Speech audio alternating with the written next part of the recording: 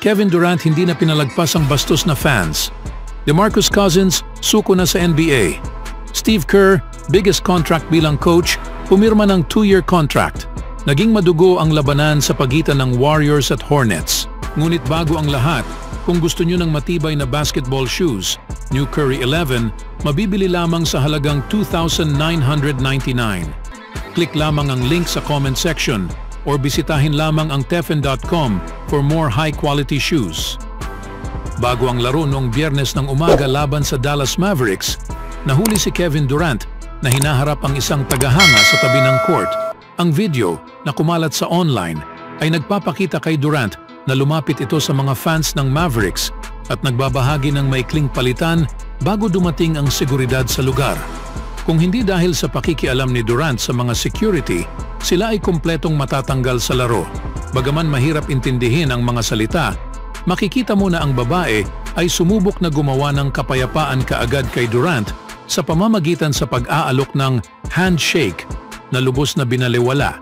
Sa isang punto, nakikita at alam natin na tila sinabi ni Durant sa mag-asawa ang tungkol sa pagiging tunay na tao habang patuloy ang usapan niya kasama ang napakakalma na pag-uugali. Sinabi ng lalaking tagahanga ang tungkol sa kanyang podcast bago iniwan ni Durant ang parehong mga ito upang ipagpatuloy ang kanyang pre-game routine. Bagaman ito ay isang maliit at walang kabuluhan na encounter para kay Durant, ang pagharap sa mga tagahanga ng pampubliko ay magiging isang kwento sa mga susunod na araw at tiyak na isang distraction para kay Durant at sa kanyang team habang sinisikap nilang ihanda ang kanilang sarili para sa mga mahalagang laro.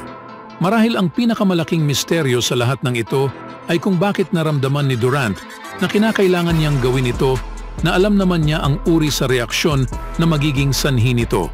Siyempre, tulad sa karamihang tagahanga ang gumagawa nito, may mahabang kasaysayan na si Durant sa pakikipaglaban sa kanyang mga haters.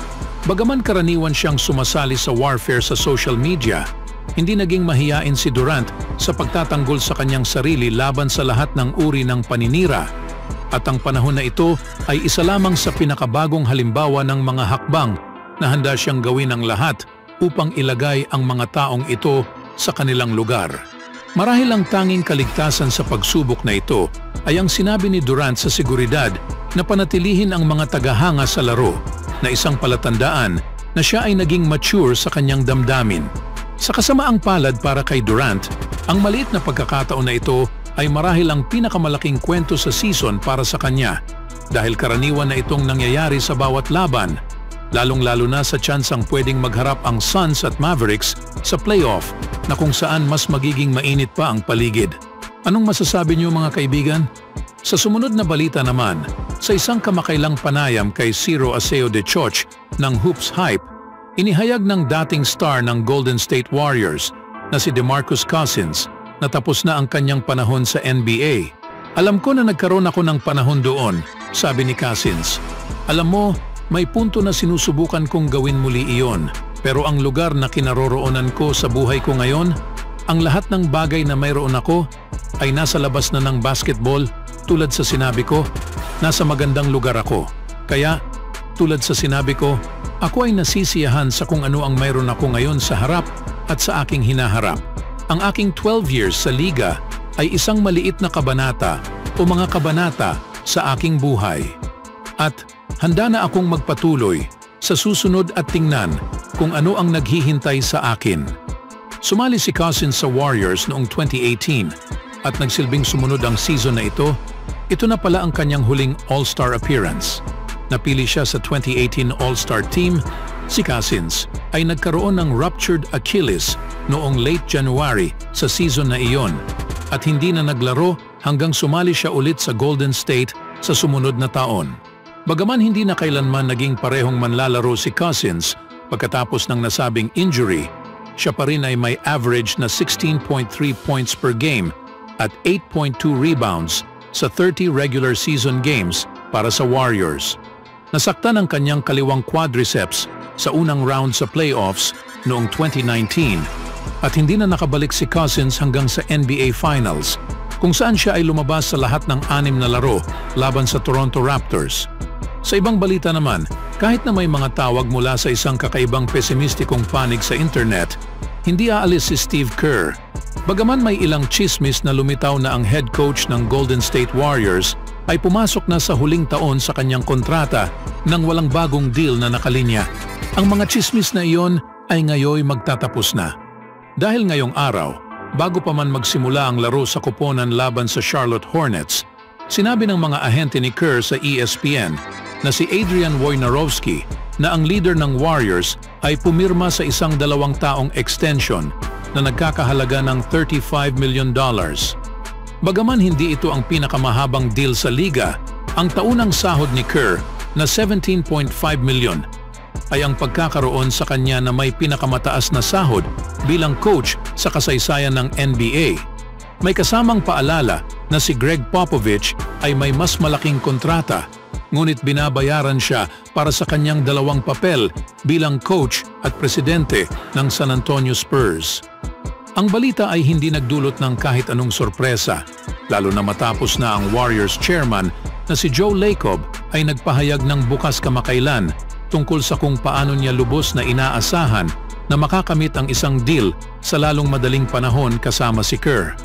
Mayroon lamang isang paraan kung saan hindi babalik si Kerr sa susunod na season, at iyon ay kung magpapasya siyang tapos na siya sa pagtuturo. Si Steph Curry ay lubos na nagpahayag na hindi niya gustong maglaro para sa ibang coach, kaya't napakaliit na posibilidad na si Kerr ay mawawala sa San Francisco, maliban na lang kung ito ay ang kanyang sariling kagustuhan. Bagaman may ilang nagdududa kung gusto pa ba ni Kerr magturo o kung ang kanyang katawan ay handa na sa mga pagsubok sa schedule ng NBA, tila sinagot ni Kerr ang parehong mga tanong sa pamamagitan sa pagpirma upang mag-coach sa Team USA sa 2024 Olympics. Ipinahiwatig nito na nais niya at kaya niyang magturo, bagay na tiniyak niyang kinuha ang extension. Si Kerr, na siyang naging 3rd longest tenured coach sa NBA sa likod ni Popovich at Eric Spoelstra ng Miami Heat, ay isa sa mga great winners sa kasaysayan ng NBA at tiyak na papasok sa Hall of Fame. Bukod sa mga karera bilang isang broadcaster at general manager, si Kerr ay naipanalo rin ang 5 kampyonato bilang isang manlalaro at coach sa 4 na kampyonato sa Dubs. Ngayon narito na siya para sa pagkuha ng singsing bilang ika-number 10. Congrats, Coach! Speaking of Warriors, panalo na naman ang Golden State sa score na 97-84. Sa kabila sa panalong ito, naging mainit naman ang laban sa huli. Nanguna sa Hornets si Miles Bridges na siyang nakainitan si Lester Quinones dahil sa ginawang huling play nito, habang nakisali rin si Grant Williams na nagtapos ng 10 points. Playing defense, the game's over, and you try and get a cheapie. Podziemski should not have thrown the ball to start with. So the beef Quinones had, well, my beef with one of my guys, you got a beef with me. Nanguna para sa Warriors si Stephen Curry na may 15 points at 5 assists, Brandon Podziemski na may 13 points kabilang ang nakakahangang ankle break sa Hornets player na ito, at sinamahan pa ng bigat ni Moses Moody nang dinaanan niya ang parehong player. That headed downhill too. Oh man. Down. Because of the shove off.